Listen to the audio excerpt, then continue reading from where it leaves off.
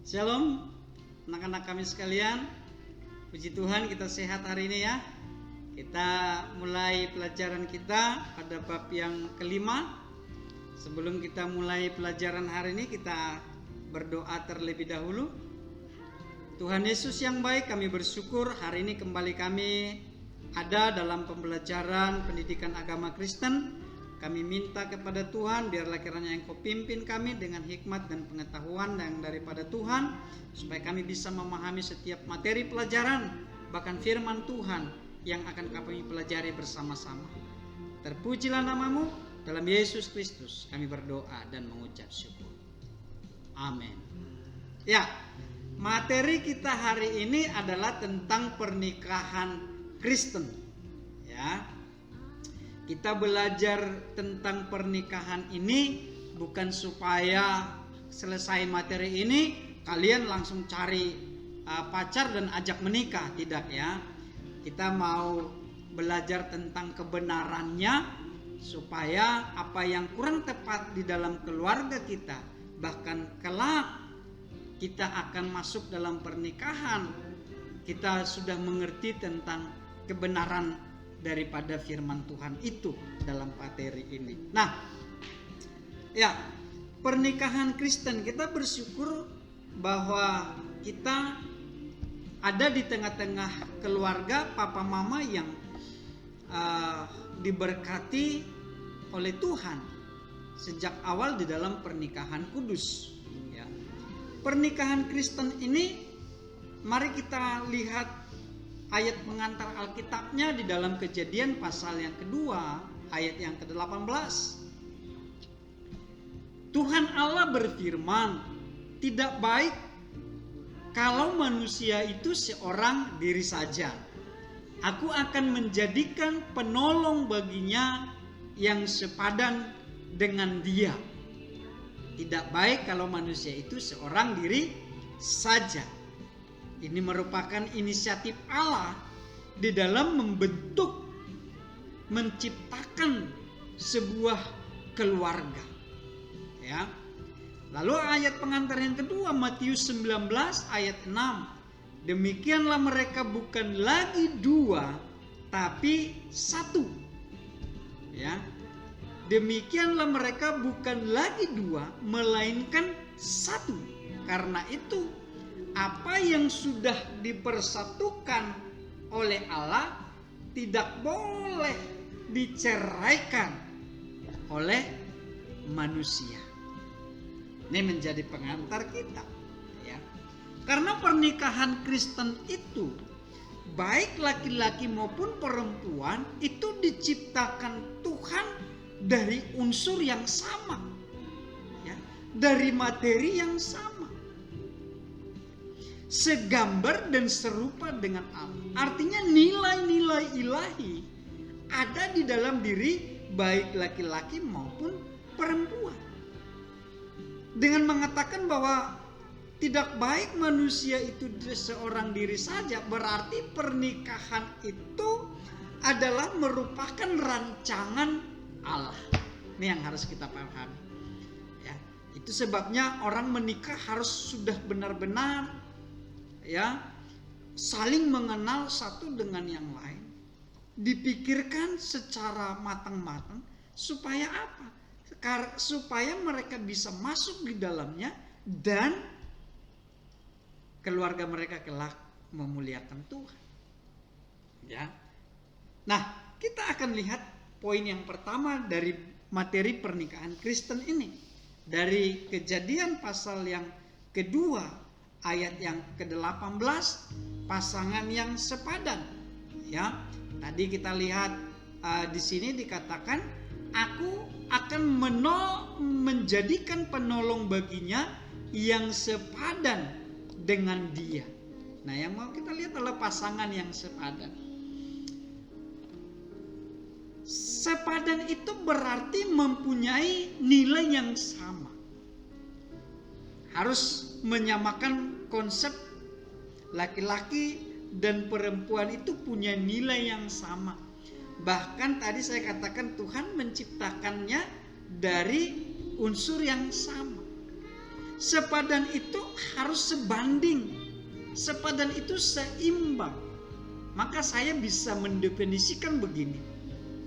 Ketika kita mencari pasangan, ya, tidak hanya berbicara satu iman, satu gereja, ya, tidak hanya berbicara sama-sama orang Kristen. Itu pasti, itu mutlak. Tapi sepadan itu tidak hanya cukup di situ, memiliki nilai yang sama. Saya bisa sampaikan begini, ya, cari yang tingkat pendidikannya umpamanya sama, supaya cara berpikirnya seimbang, ya. Lalu apalagi jikalau kita seorang pelayan Tuhan, hamba Tuhan, kita cari umpamanya yang suka melayani di dalam pekerjaan Tuhan. Supaya apa? Supaya jangan ketika suami atau istri pelayanan di luar, ada salah satu anggota pasangannya protes, melayani terus, akhirnya ribut. Pelayanan bisa jadi penyebab keributan. Kenapa? Karena tidak seimbang, sebanding, tidak sepadan. Ya. Lalu yang kedua, laki-laki dan perempuan itu tidak akan pernah memiliki karakter yang sama. Ada perbedaan yang nyata. Bahkan ketika suami istri itu berasal dari anggota keluarga yang beda, latar belakang keluarga, ekonomi, sosial beda, tentu mutlak sekali perbedaan yang ada di antara pasangan. Nah, kalau kita tidak bisa saling memahami, saling melengkapi, maka kita tidak akan pernah membangun sebuah hubungan yang kuat. Jadi kalau hubungan itu semakin kuat, maka kita harus saling melengkapi.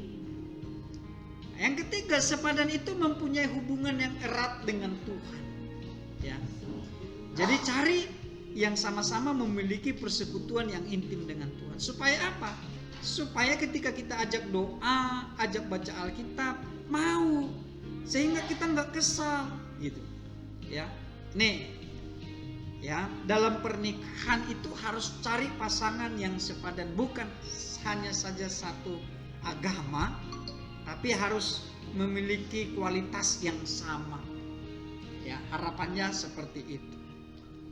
Lalu yang kedua, poin yang kedua adalah tulang dari tulangku dan daging dari dagingku. Mari kita lihat di dalam Kejadian pasal yang kedua ayat yang ke-23. Buka Alkitabnya ya. Kejadian 2 ayat yang ke-23 dikatakan begini. Lalu berkatalah manusia itu, inilah dia tulang dari tulangku dan daging dari dagingku. Ia akan dinamai perempuan sebab ia diambil dari laki-laki. Ya, tulang berbicara tentang bagian paling dasar dan kuat di dalam tubuh kita. Ya, tulang ini yang menopang seluruh tubuh ini. Ya. Jadi artinya bahwa tulang perempuan itu adalah manusia yang kuat. Laki-laki tidak akan pernah memiliki kekuatan tanpa perempuan. Ya.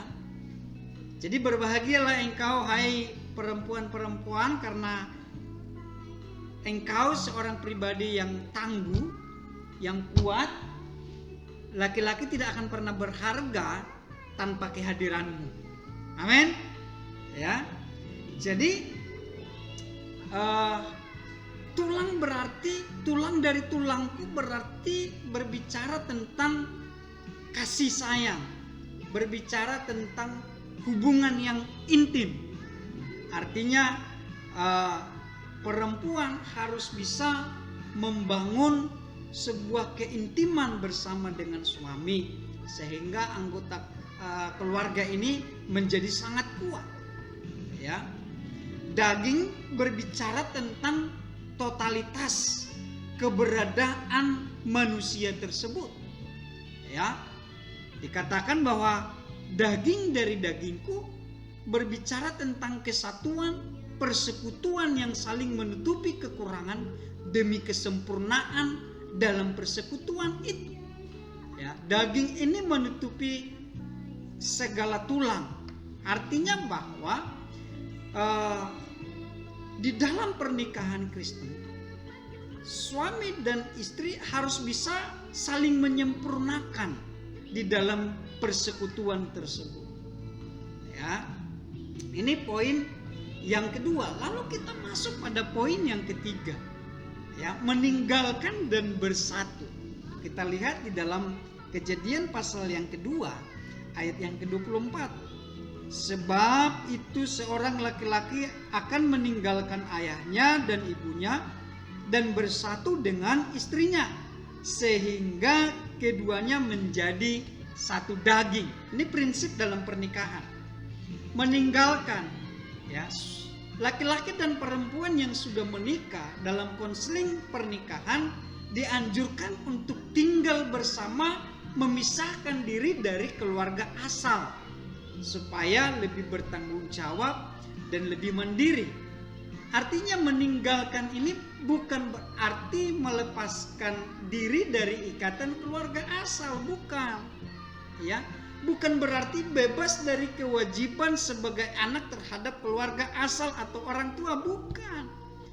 Tapi meninggalkan di sini artinya memulai kehidupan keluarga yang baru secara mandiri, bertanggung jawab, ya. Menjadikan keluarga yang baru, istri menjadi prioritas, suami menjadi prioritas. Tapi bukan berarti mengabaikan keluarga asal atau orang tua, tetap mengasihi mereka, tapi ada prioritas suami atau istri. Ya, ingat, meninggalkan itu berarti kita memulai kemandirian, bertanggung jawab supaya keluarga ini semakin kokoh, belajar memulai dari nol. Ya, kayak di SPBU kan, kalau ngisi bensin mulai dari nol, gitu. Ya, itu prinsip dalam meninggalkan dan bersatu. Ya, meninggalkan dan bersatu artinya menempel, melekat, bergabung, ya. Bukan hanya melekat, menempel secara fisik atau secara seksual, ya, tapi hati lebih mau memahami, berkorban, menyerahkan diri untuk menyatu dengan tulus, dengan sukarela, karena didasari apa? Cinta kasih yang sumbernya daripada Allah. Memiliki prioritas dalam mengikat dan membangun hubungan, ya. Jadi prioritas kita apa? Hubungan itu tetap baik.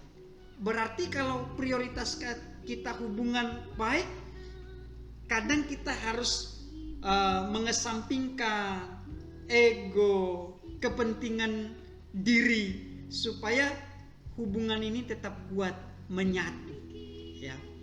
Bersatu artinya tidak dapat dipisahkan. Ingat prinsip pernikahan di dalam Matius pasal yang ke-19 ayat 6 tadi, tidak bisa dipisahkan. Hanya Tuhan yang memisahkan, ya. Jadi jangan coba kita berpikir untuk memisah, berpisah, bercerai. Tidak, ya. Itu satu hubungan yang kekal sampai Tuhan menjemput. Nah, ada dalam janji pernikahan. Bersedia untuk setia, memberikan hati, memberikan diri untuk setia kepada pasangannya. Itu pengertian daripada bersatu, ya. Jadi kita belajar bahwa meninggalkan itu memulai mandiri, bertanggung jawab, dan mau setia terhadap pasangan masing-masing. Lalu yang terakhir telah dipersatukan, ya, telah dipersatukan. Tadi saya di Matius 19 ayat 6 itu tidak boleh diceraikan oleh manusia, ya, kecuali Tuhan. Demikianlah mereka bukan lagi dua melainkan satu. Karena itu apa yang telah dipersatukan Allah tidak boleh diceraikan manusia.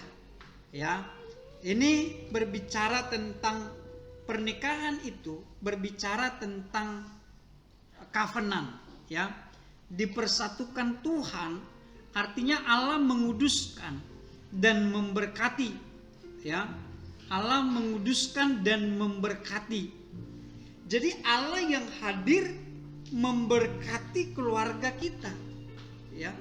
Jadi dalam pernikahan Kristen itu Allah yang hadir mengikatkan dirinya, ya, mengikatkan dirinya di dalam pernikahan kudus. Ini yang disebut dengan covenant, ya. Jadi hanya Allah yang bisa melepaskan ikatan itu. Itu prinsip dalam pernikahan. Covenant itu kita diingatkan antara perjanjian Abraham dengan Allah. Allah mengikatkan dirinya kepada Abraham untuk selalu memberkati Abraham, dan Allah tidak mau membatalkannya. Makanya ketika perjalanan bangsa Israel selalu dikatakan apa yang telah aku janjikan kepada Abraham, gitu. Jadi covenant itu adalah perjanjian Allah. Pernikahan itu adalah covenant Allah, sehingga tidak bisa dinodai oleh ketidakkudusan antara suami dengan perempuan atau istri. Dipersatukan Tuhan, Allah hadir memberkati, mengikatkan dirinya dengan keluarga tersebut. Ini materi tentang pernikahan Kristen. Poin pertama tadi adalah pasangan yang sepadan. Ya, pasangan yang sepadan berarti kita memiliki nilai yang sama, roh yang sama, gairah yang sama di dalam Tuhan dalam membangun keluarga kita. Lalu yang kedua adalah tulang dari tulangku, berbicara tentang cinta kasih, keintiman, daging dan dagingku, berbicara tentang totalitas untuk kesempurnaan di dalam persekutuan. Lalu meninggalkan dan bersatu, belajar untuk mandiri dan bertanggung jawab. Bersatu artinya bersedia untuk tetap setia kepada pasangannya. Dan ingat, pernikahan itu adalah sebuah covenant. Ini menjadi materi, kiranya kalian semua bisa memahami dan mempelajarinya, supaya tidak hanya berguna pada saat ini, tapi kelak kalian berumah tangga, kalian bisa mendapat gambaran tentang sebuah pernikahan Kristen. Ya, mari kita akhiri materi kita berdoa. Tuhan Yesus yang baik, kami bersyukur hari ini kami boleh belajar tentang kebenaran firman-Mu. Kiranya Tuhan memberkati setiap anak-anak-Mu supaya mereka bisa memahami, mengerti akan materi dan firman Tuhan hari ini. Dalam Yesus Kristus kami berdoa dan mengucap syukur. Amin. Tuhan Yesus memberkati kita. Sampai ketemu. Salam sehat. Shalom.